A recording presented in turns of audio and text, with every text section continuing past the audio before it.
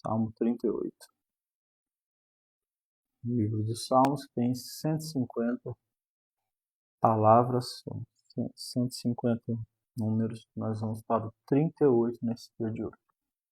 Seja bem-vindo, que Deus abençoe a minha noite, a sua noite, que o Espírito Santo toque os nossos corações, que nós possamos estar preparados para essa semana, cheio da graça, do vigor, da unção de Deus sobre as nossas vidas.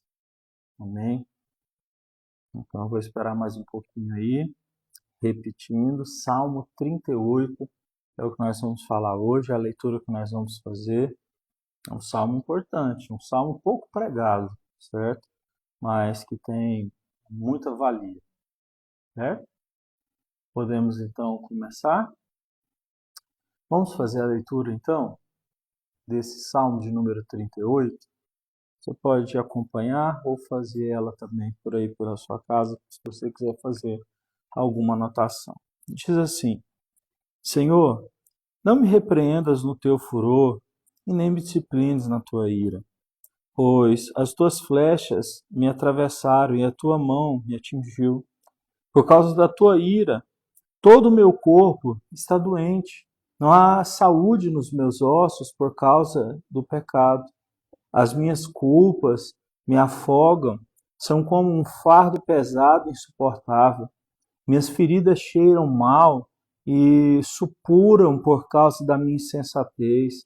Eu estou encurvado e muitíssimo abatido, o dia todo saio vagueando e pranteando. Estou ardendo em febre, todo o meu corpo está doente. Eu me sinto muito fraco, totalmente esmagado. Meu coração geme de angústia. Senhor, diante de ti estão todos os meus anseios, o meu suspiro não te é oculto. Meu coração palpita, as forças me faltam. Até a luz dos meus olhos se foi. Meus amigos e companheiros me evitam por causa da minha doença que me aflige. Ficam longe de mim os meus vizinhos, os que desejam me preparar armadilhas, os que me querem prejudicar e aqueles que desejam a minha ruína passam o dia inteiro planejando ela. Como um surdo, eu não ouço, como um mudo, não abro a boca. Fiz-me como quem não ouve e em cuja boca não há resposta. Senhor, em ti espero, tu me responderás, ó Senhor meu Deus, pois eu disse, não permitirás que eles se divirtam à minha custa e nem triunfe sobre quando eu tropeçar. Estou a ponto de cair e a minha dor está sempre comigo. Confesso a minha culpa em angústia, estou por causa do meu pecado. Os meus amigos, porém, são muitos e poderosos. É grande o número dos que odeiam-me sem motivo. Os que retribuírem o bem com o mal caluniam-me, porque é o que bem procuro. Senhor, não me abandones, não fiques longe de mim, ó meu Deus. Ok? Vamos fazer uma oração então, a gente fala desse texto tão bonito, tão importante, né? E sempre lembrando que a fé vem pelo ouvir e o ouvir da palavra de Deus. O que aumenta a nossa fé é nós ouvirmos a palavra de Deus, ter o entendimento dela e praticá-la, ok? Vamos orar. Pai, fala conosco nesse dia, toca os nossos corações, visita-nos poderosamente, porque Tu és, ó Deus soberano. Revela aos nossos corações, ó Deus, os seus mistérios, ó Deus, porque o Senhor tem uma palavra, Senhor Deus, que toca o profundo do coração. O Senhor fala de forma simples, ó Deus, e profunda ao mesmo tempo, porque a Tua palavra, Senhor Deus, é a verdade. Ela é lâmpada para os nossos pés e luz para os nossos caminhos. A Tua palavra é como uma espada de dois gumes que penetra até a divisão de alma e espírito e juntas e medulas. A Tua palavra, Senhor, porventura ela não é como fogo, é como um martelo que despedaça a pedra. A Sua palavra não passa, Senhor. Os céus e a terra passam, mas a Sua palavra fica de pé. O Senhor não é homem para mentir acerca da Sua palavra, nem filho do homem para se arrepender do que prometeu. Nós estamos firmemente fixados, ó Deus, na fé pela Tua palavra. E te pedimos que nessa noite o Senhor possa falar conosco, possa nos abençoar. O Senhor sabe, ó Deus, que essa noite Nós precisamos do Senhor para que assim possamos viver essa semana em nome de Jesus. Amém. Amém? Explicando rapidamente por que a gente está fazendo culto presencial hoje, né?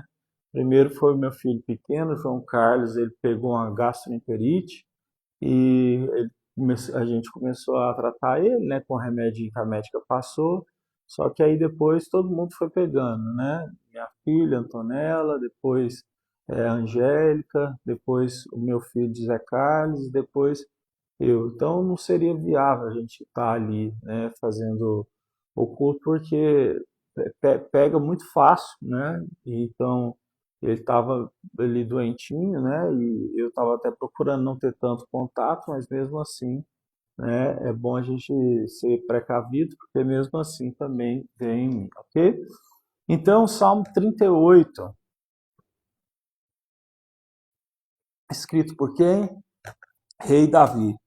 Só que esse salmo é diferente, é um salmo de penitência. O que é um salmo de penitência? É um salmo quando as pessoas elas se ajuntam para expressar seus pecados. Aqui na Bíblia você vai encontrar alguns salmos de penitência. O 38, vai encontrar o Salmo 6, o Salmo 32, vai encontrar também o Salmo 51, o Salmo 102, o Salmo 30 e o Salmo 143.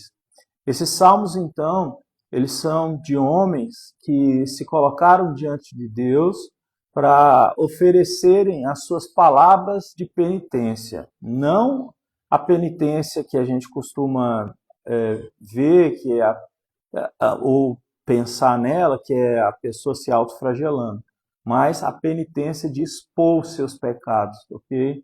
E é interessante que no Salmo 38 a gente não sabe qual é a época que Davi está vivendo aqui. Nem se a gente for procurar no livro dos reis, que é o livro que Davi aparece a história dele, nem nos livros de Samuel, nem nas crônicas, né? Se a gente for procurar na história dos judeus, a gente não acha. Com Flávio José, que é um historiador também lá da época, também a gente não acha. Então a gente realmente não sabe em que momento Davi estava quando ele viveu isso aqui. Porque aqui traz até alguns dados sobre algumas coisas que ele teve, que ele viveu na vida, que a gente não sabia, né? Por exemplo, o texto diz que ele tinha uma doença aqui, feridas que cheiravam mal e supuravam a pele, uma espécie de lepra, ou a mesma forma como está escrito lá em Jó, quando ele ficou doente, que a carne dele apodrecia e que a carne dele ficava com mau cheiro, as pessoas não queriam ficar perto dele. Davi enfrentou isso aqui também. Então, a gente precisa olhar para esse texto aqui e ver algumas coisas. Pois bem, então, o contexto aqui desse salmo é: Davi ele tem uma enfermidade, certo? E ele vai descrever a enfermidade física que ele tem no corpo. Ele vai descrever também que ele está sendo perseguido por muitos inimigos. Ele vai descrever que os amigos dele estão abandonando ele porque ele está num momento de dificuldade. E ele vai descrever também que Deus ele vai usar a sua ira no final para completar a sua obra, e aí de quem não se arrepender dos seus pecados. Pois bem, então, nós sabemos de forma clara aqui, por exemplo, que Davi, de alguma forma, ele associa esse momento da vida dele e as dificuldades que ele está passando agora como sendo a mão de Deus pesando sobre ele. Ele, em outros momentos, vai dizer no Salmo que não, que nem sempre uma pessoa ela fica doente por causa da ira de Deus ou da mão de Deus, mas que isso pode acontecer. A verdade é que Cristo veio para desmistificar isso. Quando perguntam para ele, aquele homem ali, ele nasceu cego porque quem que pecou? A ira de Deus caiu sobre ele ou foi para os pais deles terem vergonha?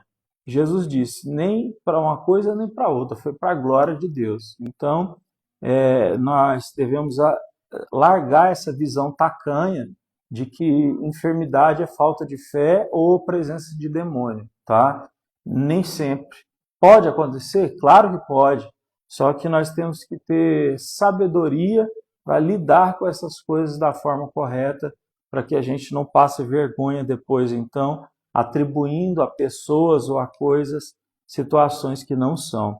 Então, o próprio Davi, ele vai mostrar isso, a mão pesada de Deus, as flechas de Deus que estão vindo contra ele. Então, isso são coisas que podem acontecer na nossa vida, tá? Aqui no caso de Davi, ele estava associando as flechas que estavam vindo contra ele com os pecados que ele cometia contra Deus e não se arrependia.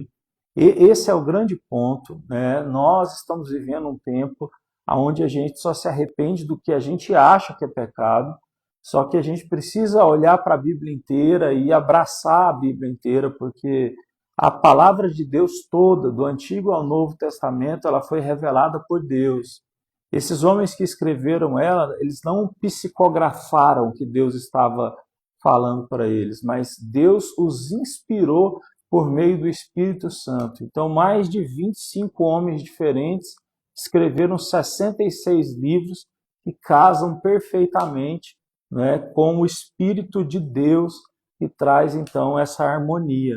Então, veja bem, nós não podemos pegar só as partes da Bíblia que são convenientes para nós, porque senão nós podemos cometer pecados que trazem as flechas de Deus contra nós e a gente vai ficar sem entender o porquê isso está acontecendo.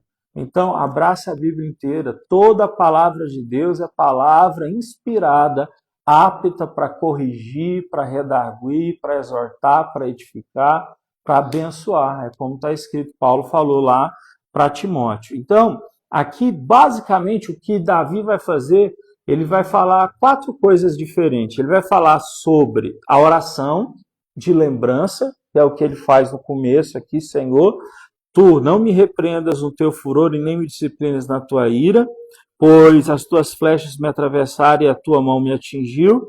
Por causa da tua ira, meu corpo está doente e não encontro saúde nos meus ossos. Então ele vai fazer uma oração de lembrança. Essa lembrança dele, então, ele vai colocar diante de Deus, Senhor, eu estou precisando. Segundo, né, a queixa sobre a ira de Deus, ela vai acontecer. Ele vai dizer, Senhor, olha, é como se eu tivesse feito mais coisas boas na minha vida do que más. Davi, ele viveu uma montanha-russa muito grande, né? Hoje as pessoas gostam de diagnosticar os outros por tudo. Talvez Davi seria diagnosticado hoje em dia com transtorno bipolar, porque o tanto que ele viveu altos e baixos, glorificou a Deus, se rendeu a Deus, depois peca contra Deus, depois adultera, depois se ensoberbece. Então, assim, uma vida, né, esquisita, de altos e baixos. Depois você vai ver que acontece um terceiro momento, isolamento social da parte de Davi, e no último momento Davi clama para que Deus possa destruir os seus inimigos. Isso, então, é o que está descrito aqui no Salmo 38. Mas agora eu quero já ir para a parte, para a gente entender o que a gente leva para a nossa vida. Porque a gente pode olhar esses textos e parecer, poxa, que coisa, só informação. Calma, toda a palavra de Deus, ela vem para entrar no nosso coração e nos ensinar como praticar ela. Então, por exemplo, você vai encontrar aqui no Salmo 38 a ênfase do que a gente chama de depravação total. Davi, ele é um homem que é chamado segundo o coração de Deus, mas ao mesmo tempo ele é um homem pecador, que nasceu em pecado, e todos nós nascemos em pecado.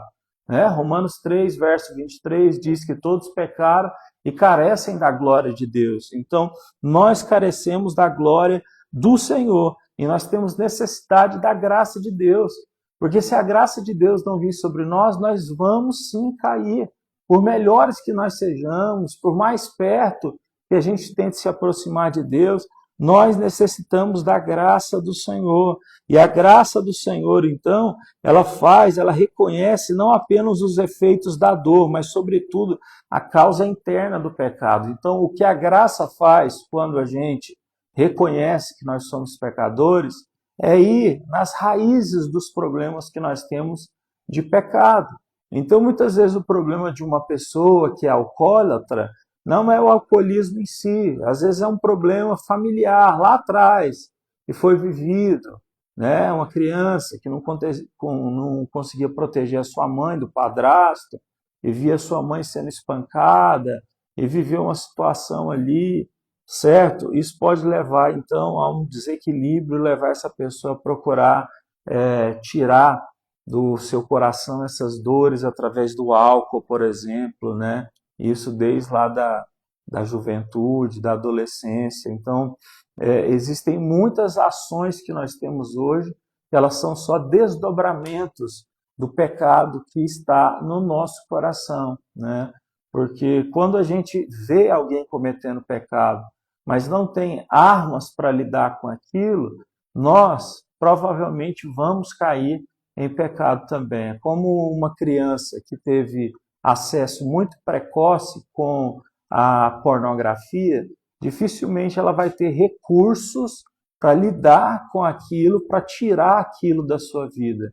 Dificilmente ela vai ter coragem de contar aos pais, dificilmente ela vai ter já uma capacidade de maturidade, de pedir perdão a Deus e de procurar, né, esse apoio dos pais, dos pastores, dos professores, para poder vencer isso, não é?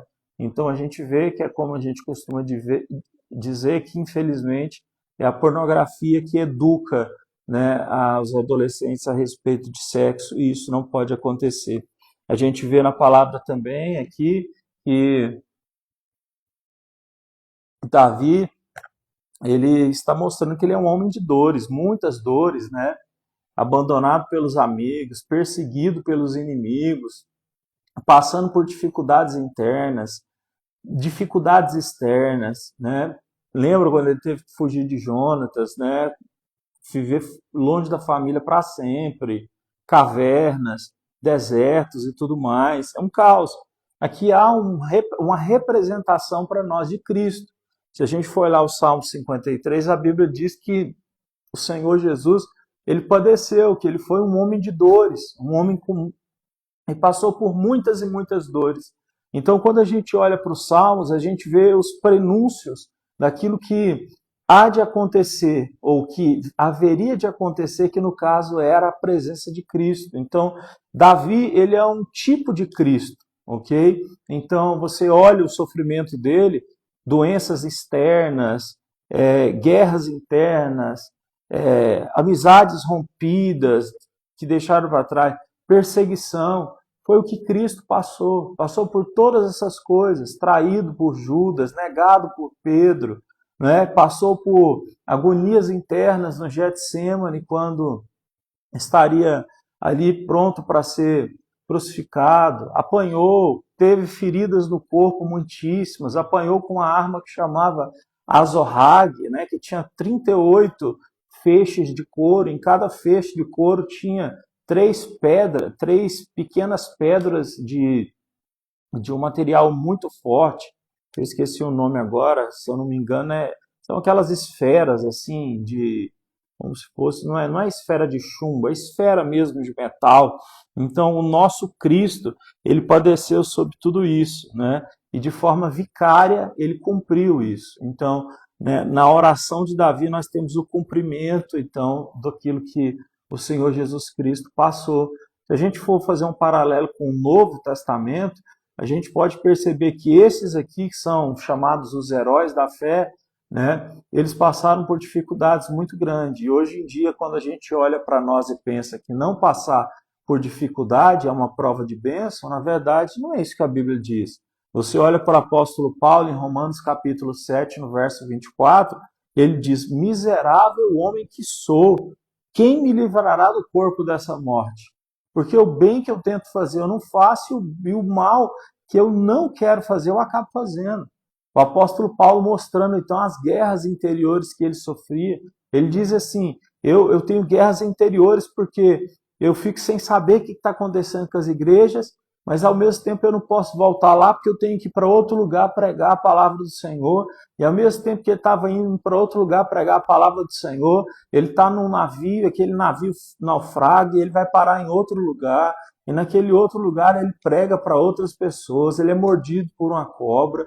Em outro lugar ele está indo pregar para os irmãos mesmo dele, né? Os cristãos roubam ele, roubam fisicamente, porque Paulo levava ofertas de uma igreja para outra, das igrejas mais pobres. Então, assim, muitas vezes ficou até sem roupa. Ele mesmo diz lá em Filipenses, né? Muitas vezes nu, muitas vezes com fome, muitas vezes debaixo de sol e chuva, por causa disso. A gente precisa compreender isso. Se você ler, por exemplo, 2 Coríntios, escrito por Paulo, capítulo 5, verso 21, mostra, né, o clamor pela salvação. Aquele que não conheceu o pecado, mas se fez pecado por nós. Cristo, então, se fazendo pecado por nós, é capaz de nos livrar desse clamor que nós temos dentro do coração, que é o mesmo clamor de Paulo, que é: miserável homem que sou, quem poderá me livrar do corpo dessa morte? Quem poderá me livrar disso? Só Deus pode nos livrar disso. Só a graça de Deus, só quando a gente invoca a Deus. E é aqui no Salmo de Penitência, Salmo 38, que Davi está invocando o nome do Senhor. Você vai perceber, por exemplo, que em Romanos 8, 22 a 27, há uma linguagem de gemidos, né?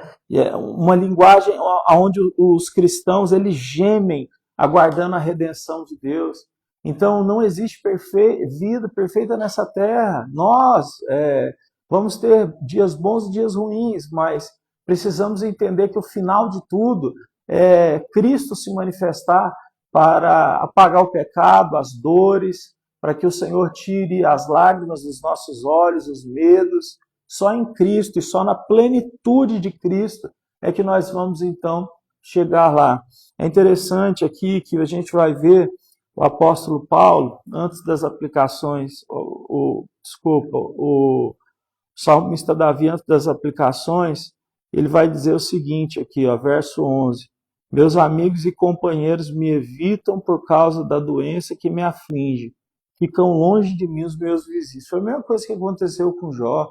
Jó era o homem mais rico do Oriente, todo mundo abandonou ele, os amigos. 3 amigos foram lá só para piorar o problema dele, que ficava lá dizendo: Jó, você deve ter algum pecado, não tem como um homem passar por tanta dor e adversidade, vivendo dessa forma que você está aí, todo mundo, seus filhos morreram, seus animais, perdeu tudo. E Jó sempre afirma: olha, eu não pequei contra o Senhor, eu não fiz nada. E Jó não tinha feito nada ali realmente, né? O Senhor Deus estava testando, estava provando ele por motivos soberanos que estão além do nosso entendimento. Então, isso é ruim, mas entenda uma coisa: se Deus escolhe tirar pessoas do seu caminho, é para a glória do nome dele, é para o seu benefício, é para que você possa então trilhar uma jornada onde a sua vida ela é mais abençoada. E o bom é que isso costuma acontecer naturalmente em todas as palavras bíblicas, né? Quem Deus tem que tirar, ele tira. Quem tem que ficar, o Senhor faz ficar. Porque aqueles que ficaram com Davi, mesmo nesses momentos aqui, em que ele estava mal pra caramba, né? Inclusive doente, com mau cheiro, lepra, né? Que a gente pode dizer pelas características que Davi teve lepra. A gente não tem essa informação em outros livros, mas aqui está muito claro, a descrição Davi tem um momento na sua vida que ele teve lepra, e ele foi restaurado disso, né, graças a Deus. E aí, então, depois ele vai dizer no verso 12, que os que desejam matar ele, armam, preparam armadilhas, e que querem, então, prejudicar, eles anunciam a ruína e passam o dia inteiro planejando traição. Então, Davi, além de ter que lutar com a dor de ver os amigos dele indo embora só porque ele está no momento mal da vida dele, ele ainda tem que lutar contra aqueles que são inimigos dele e que estão planejando fazer o mal, porque ele precisa se defender. E isso é uma coisa, então, muito importante. Veja bem, algumas aplicações que nós devemos levar para a nossa vida, que você e eu precisamos aplicar na nossa vida. A primeira coisa o Salmo nos ensina a orar no meio do sofrimento. O Salmo 38 nos ensina a orar no momento de dor. Nós precisamos orar nessa hora. Eu sei que não é fácil acreditar em Deus na hora da dor, mas não seja como os tolos que se afastam do Senhor só porque a dor vem. Não seja como os tolos que se afastam do Senhor só porque as situações ficam difíceis de ver ou de ver a presença de Deus por perto, quando Deus para de falar, quando você não consegue mais notar nada espiritual, não seja como os tolos que abandonem o Senhor. Continue firme, porque Deus ele é fiel e ele continua ouvindo o nosso clamor. Então, reconheça a mão misericordiosa de Deus sempre que você orar. O Senhor nos ouve, o Senhor perdoa pecados, o Senhor tira um muro que faz separação entre nós e eles. Esse Davi pecador sempre encontrou o Senhor, porque ele ia para a oração, e uma oração sincera, uma oração temente de que o Senhor Deus, ele estava ali. Segunda coisa, você vê no Salmo 38 que mostra que o pecado, ele traz consequências reais, mas também que a confissão abre caminho para a restauração. Então, o pecado tem suas consequências, o que se planta, colhe, mas a confissão também, ela abre caminho para a restauração.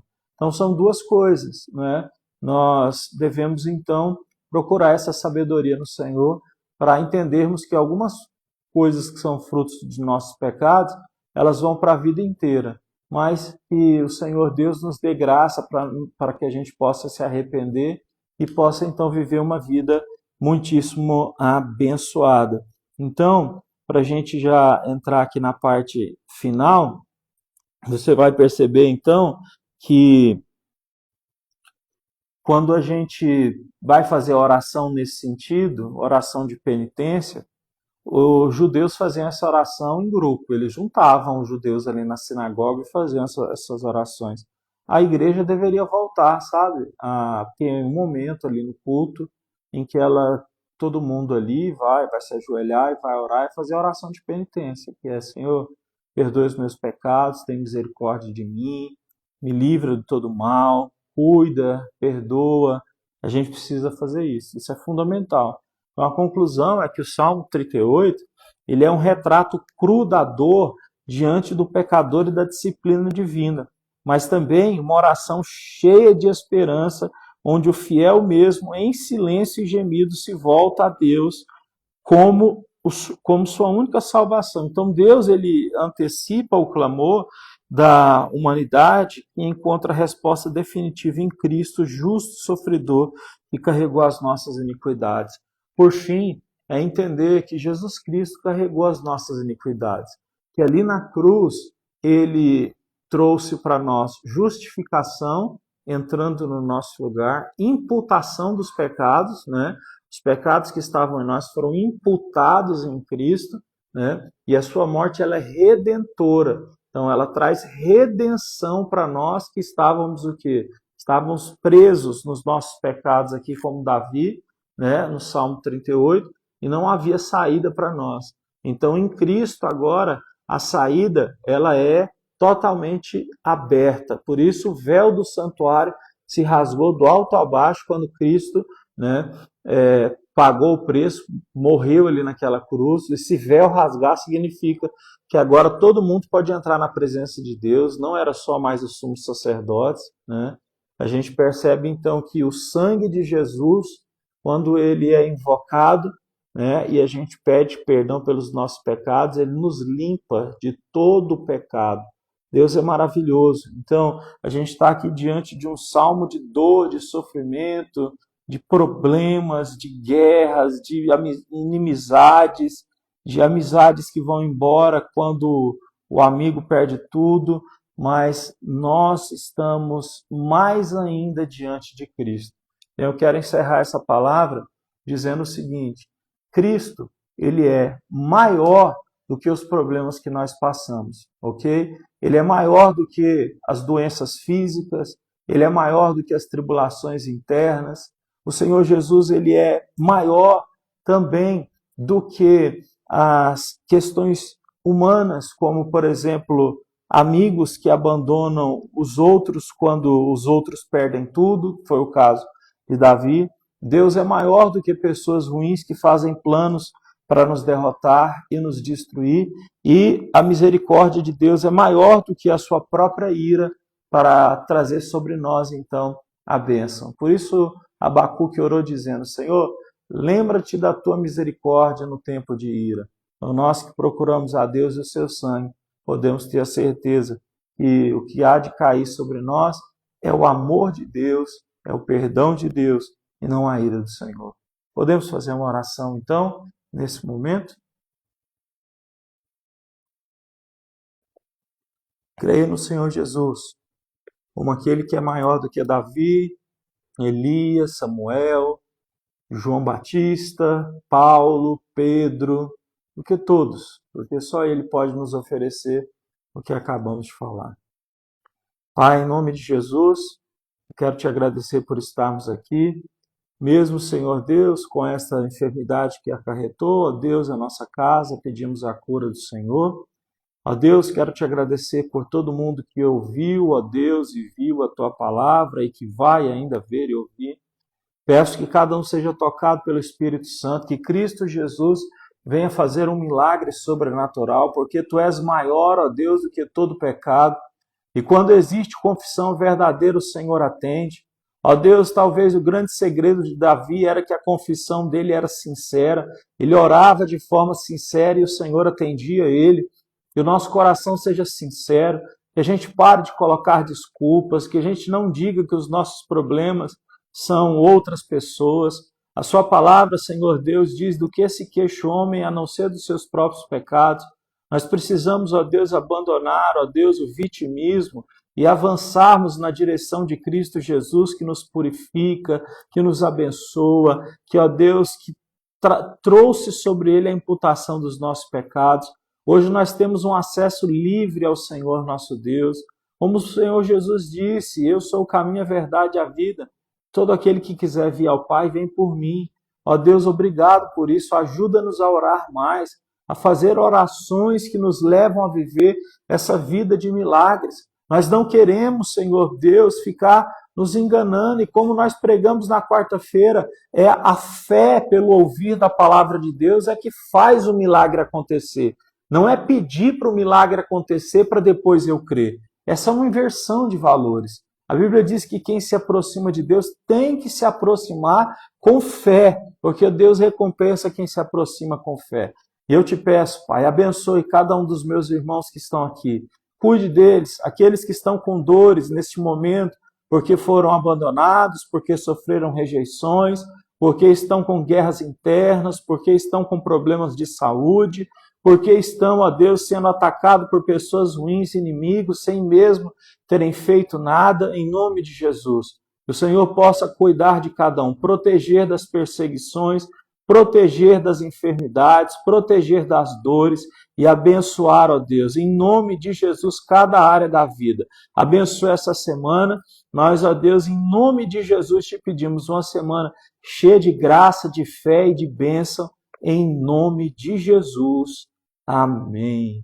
Graças a Deus. Então, só dizendo novamente, a gente fez hoje, né, pela internet, por causa aí da gastroenterite, né, que a gente está aqui com todo mundo, mas eu tenho certeza que Deus falou no nosso coração, que Deus te deu uma boa semana, uma semana cheia de graça, de fé, uma semana cheia de bênção do Senhor. E se você puder, contribua com o Ministério da Igreja Ados, para a gente continuar avançando. Seja generoso nesse dia conosco. Lembre do texto de Lucas 8, que ali tinham pessoas que sustentavam o ministério de Cristo e dos apóstolos, porque mesmo eles Jesus sendo Deus, os apóstolos tendo poder, eles necessitavam, né, de pessoas generosas para estarem os abençoando na jornada deles, para que eles tivessem comer, aonde ficar, o que dormir e tudo mais. Abençoa a igreja aí e que o Senhor Jesus te abençoe muitas vezes mais. Quarta-feira, em nome de Jesus, então nós estaremos juntos. A mensagem vai estar aí, registrada no Instagram, e também vou jogá-la no YouTube, tá bom? Que Deus os abençoe, então. Um abraço.